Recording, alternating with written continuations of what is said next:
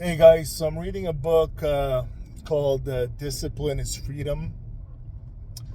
And the book really talks about how not to overthink or think, for that matter, when it comes to doing things. So I'm a big believer in that. And I've said it many times where when you have to do something, whatever project, goal, task you have to do, the more you think, the more you're going to find reasons not to do it. The more you overthink it, you're going to find the reasons to procrastinate. So, what do you do in this case? You just do it. It's as simple as that. You just do it. We live in a world of action, and as much as thoughts and thinking and philosophizing is very nice, but it accomplishes nothing if you don't do it, if you don't put it into action.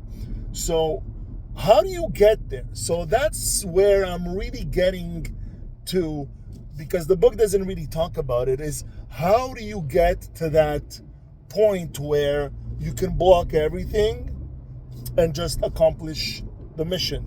Do it. Where you just get up like a robot, like a machine, even though we're not machines. I've said that before. But there's times that we require to act like machines to accomplish a task.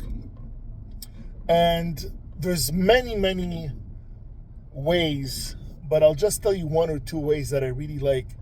Is think about the pleasure that you'll feel afterwards. So it's all about pleasure or pain.